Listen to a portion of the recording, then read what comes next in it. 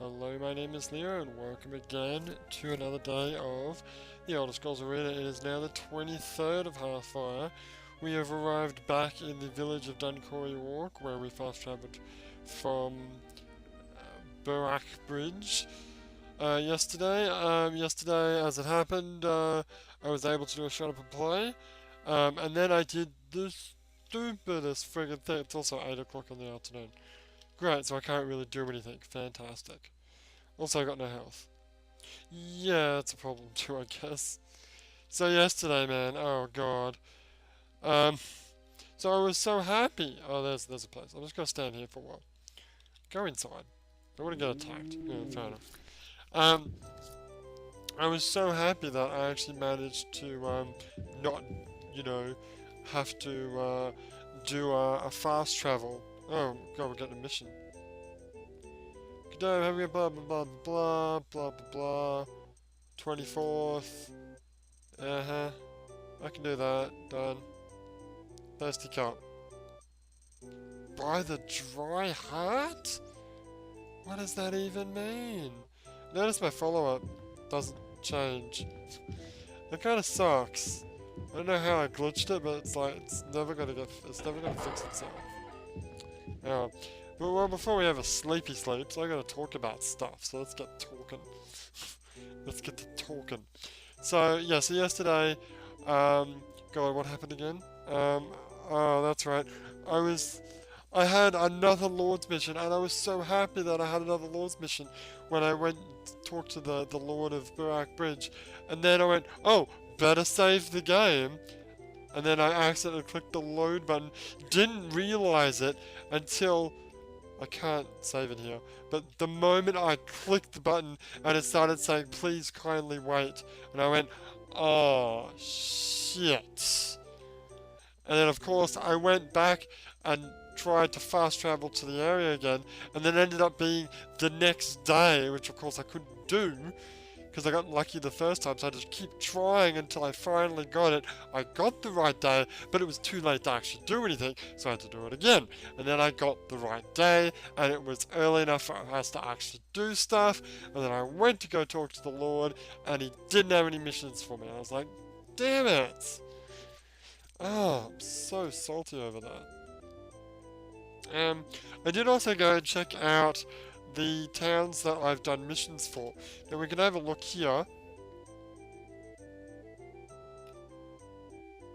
Wait. Why is my logbook empty? Why the shit is my logbook empty? I need that logbook. I need that logbook. Because it tells me where the skeleton key is. Well, the skeleton key is in Valenwood somewhere. No, it's a particular town, isn't it? That we have to go to. Maybe.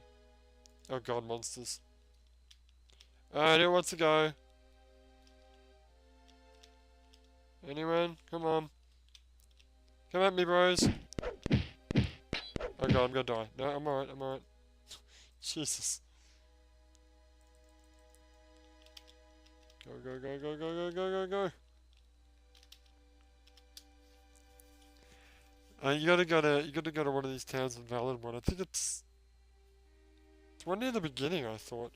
Anyway, that's not important. No, that is important. Where the fuck's my logbook? Because the skeleton key, there's that mission. Well, we know we've got to go to Satchel for that one. Yeah, but I don't remember what day we've got to arrive back by.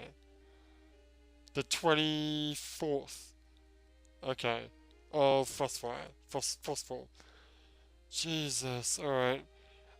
Okay, so we tried to do a mission for Chase Grove, we failed miserably at it. We did do a mission for Port New View. We did a mission for Hermamont. We're doing a mission for River Keep. We just did a mission for Duncory Walk. And we didn't do one for Burak Bridge because friggin' load of the games are saving it. So we've just done... So basically, here's my rule. When we go back to these towns, like, let's say, for example, I visit Hermamont again, I will go pop into the Lord and see if he's got a quest for me, but I'm not going to sit there and do little quests, because that's just going to waste time. So once we've done a Lord's quest for a city, then we won't do little quests anymore. We might just pop in to see if there's a main quest. Agreed? Alright, so I'm gonna wait until tomorrow before I can... Wait, what do I need to do here? I need to go pop into the Lord. Also, I want to sell stuff.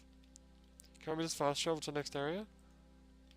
Because we could totally just fast travel to the next area. There isn't actually anything here that you need to do. Are you sure? I'm pretty sure. There's nothing you need to do here. Yeah, I don't have a lot of health though. I don't know if you noticed this. Got like 9 health right now. Also, my logbook is friggin' empty. Maybe it'll appear... Oh god. Why is my logbook empty? Maybe it's the same reason why your followers all garbled. Oh no, I gotta do this quest. Oh yeah, I gotta give this quest tomorrow. Okay, so I do have to wait until tomorrow. Fine. Alright, barkeep, give me a room, will you? Just a single. And I'll give you $9, alright. No, I'll counter that and I'll give you 9. Done. Alright, where's my room? So I didn't even buy a room before I just walked in there. Excuse me, Mr. Loot Player. Oh. So, yeah, so that happened. Crap, I got no time left. You got tons of time left. Because I want to talk about the Gundam game I played on, Saturday night. Man, it was so good. So good. Maybe we'll talk about it tomorrow. No, fuck it, we'll talk about it now. Alright, so this game, right? This game. Maybe I will talk about it tomorrow. Let me just see. I'm just checking. Just checking my logbook. My big boy logbook, that is. My real man logbook. Mobile Suit Gundam bonds the battlefield, otherwise known as Kido Senshi Gandamu Senjo no Kitsuna. It is freaking awesome. Okay, so I kind of over-exaggerated the screen a little bit. Just a little bit. Okay, so it is from left to right 180 degrees. But it's not 100 degrees up and down. It's basically like a super panorama screen that curves around you. Like if you're looking, it's still a huge friggin' screen. Like you actually sit like inside the screen basically. The screen is like this huge bendy concave thing, and you sit inside it. Actually, it's a projector, but who cares? It still looks freaking awesome. It looks amazing. The share like vibrates whenever you like get hit by something, and it jolts a bit, and there's like, well, there's an air conditioner thing that like shoots air in. I kind of just pretend it's shooting air at me whenever I get hit by something. But so you got these 2 joysticks with 2 triggers each and a button each, and then you got 2 pedals. What you do is, so you got your joysticks, right? You put both joysticks forward, makes you go forward. Both joysticks back, makes you go back.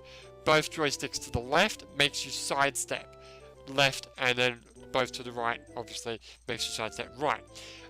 To turn left and right, you do this cool tank control where, yeah, the left one goes forward, the right one goes back, and then you turn left, and opposite turns right, obviously.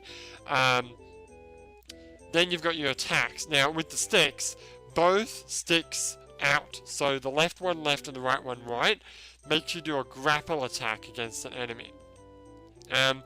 Your left trigger is melee attack, so your beam saver. The right trigger is your long range attack, so your rifle or your rocket launcher thing. Both triggers is a grenade. With your long range weapon, I think it's got unlimited ammo, but depending on the gun, you have to reload after a certain amount of shots, and that happens automatically, but it takes time. It's actually a bit of a pain. I gotta maybe learn a strategy for you know, oh, I'm out of bullets, quick, switch to your thing and do some switch to your beam saber and use some melees. The buttons are basically just lock on. One's lock on, lock on off, and the other one's change lock on. I was very thankful that the guide that I had here said that you have to like get a little ID card. You make a little ID card, and you have to pay like $5 to get the ID card, and then it's like $5 a game. Thankfully, the ID card was free, although it wasn't so much that it was free, it's that I could use my Bandai passport, or Banana passport, which is a passport for basically almost all, except for really specific Bandai Namco arcade games, which I already had one because I like playing Taiko no Tatsujin, which is a Bandai Namco game. So I just used the same card. So I didn't have to pay a cent. You make a character, you name him, obviously I named mine Leo, and then you choose your side, whether or not you want to be the Zeon, which are like the red guys, kind of like the bad guys, if you will. Well, they're like from the colonies. If you know anything about the original Gundam series, you'll know who Xenon is. And then there's the Earth Force Federation, I think their name is, the blue guys, which I chose just because I like the style of the Gundams. I don't like the Xeon guys have Zaku's, and that reminds me of Jack, and I don't like that. So that's that. Anyway, so the game. So the first time you play, you have to do a training course, which is in Australia. Awesome. Where the enemies, I don't think the enemies actually shoot you. They just sort of run around and you just shoot at them, which is kind of pointless. And then afterwards, you upgrade your rank from civilian to private, and then you level up. Like every time you play a game, you get points, which level you up. It doesn't actually make you stronger or anything. It's just a status thing, really, to sort of gauge your progress and how many times you play the game. However, that being said, there are things to do to make yourself stronger. You can buy other Gundams after you've done your training. You acquire modules like extra armor modules, extra mobility modules that you can attach to your Gundam, kind of like the Koei Warriors games, where you can get like items that increase your attack and stuff like that. You also sometimes acquire weapons that you can switch out before you start the actual match. And then you can actually buy like entirely different Gundams. Although I haven't actually been able to buy a new Gundam yet, but I did acquire a new Gundam. Although I used it once, I think. I didn't really like it that much. But I found out that the Gundam that I did use, I've played the game 3 times. I didn't mention this. The games, instead of being $5 a game, it's actually only $3 a game. I think that might just be because of the game center I was playing it at, that they discounted it. The downside is that there wasn't, I waited for like the maximum time that you can wait for someone to join your game, because it is online, but nobody actually joined my game, so I ended up fighting a whole bunch of bots, which was a bit annoying, but it was still hella fun. I don't know if you guys have ever played a game called the Steel Battalion, not the freaking Kinect game, the original Steel Battalion that had like the $150 controller that was this huge freaking slab with joysticks and switches and toggles and stuff like that. Well, okay, minus the toggles and switches, this is basically that, except instead of just a controller, you're sitting in a cockpit with like VR screen. When you think about it, when you actually sit in a giant robot like a Gundam or Evangelion or whatever, you're not looking out through a window. It's a VR screen. So what I'm actually doing in my VR pod is what someone would do in a real robot, except for the fact that I don't actually feel the giant jolts. I just get a little bit of vibration under my butt. But, I mean, Avo, Jack, and I were privileged enough to play Steel Battalion at a game museum, I guess you could call it. It was a touring thing that was going around Australia where they showcased a whole bunch of different games throughout history. And one of the games was Steel Battalion, and I played it. And let's put it this way. It took about 5 to 10 minutes to launch. So I had to flip all these switches, turn all these things on, and then I was playing the game. So that took about, let's say 7 minutes to launch. The total amount of time I played the game was about 8 minutes. So I didn't last very long. I know, of course, I did the customary, like, turn the key, open the switch, press the self-destruct button, because that's friggin' awesome. But yeah, I mean, if you haven't played Steel Battalion, it's an experience, but I tell you what, this game, $3 is, well, it's still a lot of money. I played it 3 times, which each turn gives you 2 matches each. So I played 6 matches total, and that cost me $9 all up. Well, with what's the name? With conversion, like, you know, currency conversion, more closer to $10. But honestly, a small price to pay, because that game was freaking awesome. I also saw 2 other games there, actually. What time is it, by the way? Oh, it's almost midnight. I'll keep talking until it's midnight. I saw 2 other games that I've heard about from people doing podcasts. One was, I can't remember what the English name was, but the Japanese game is, God, I can't remember the name. It's one of those games where you, like, sit in, like, a car, and it's all closed off. And it's a zombie type game, like House of the Dead, but it's 3D. You put your 3D goggles on.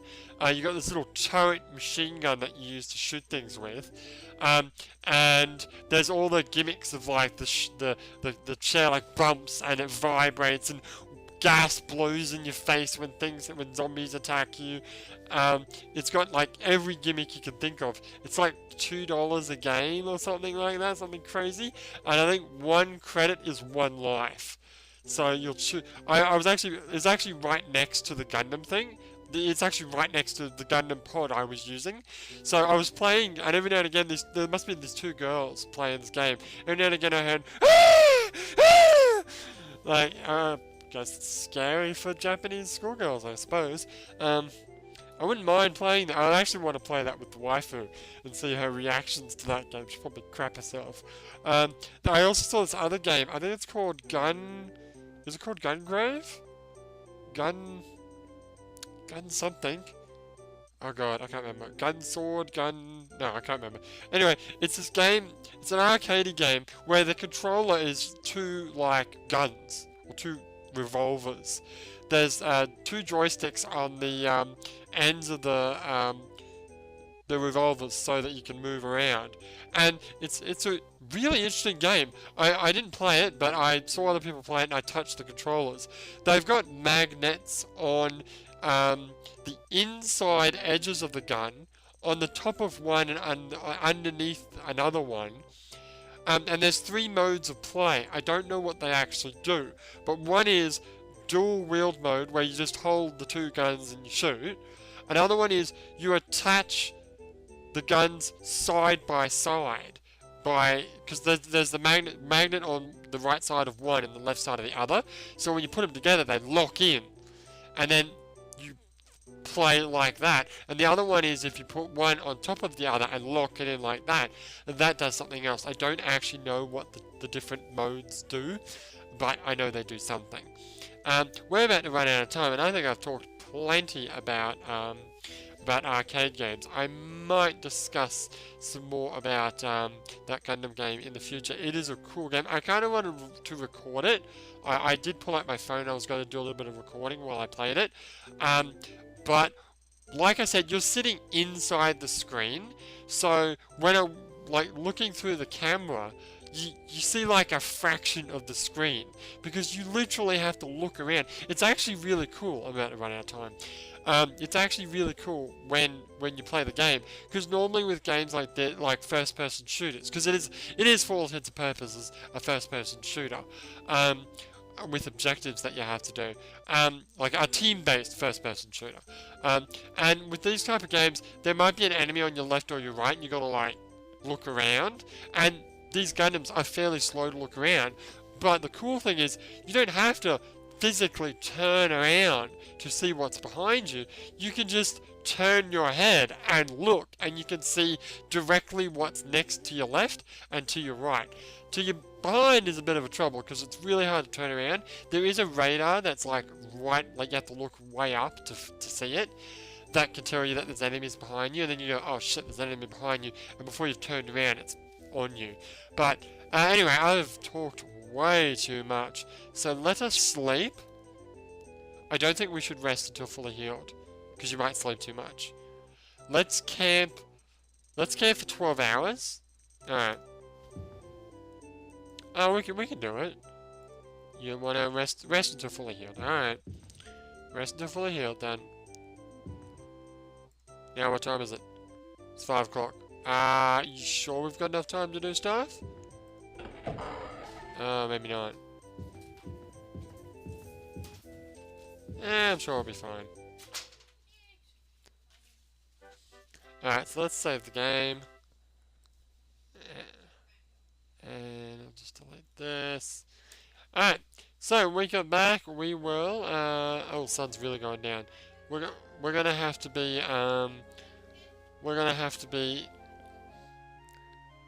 Japanese wife is talking to me in the background!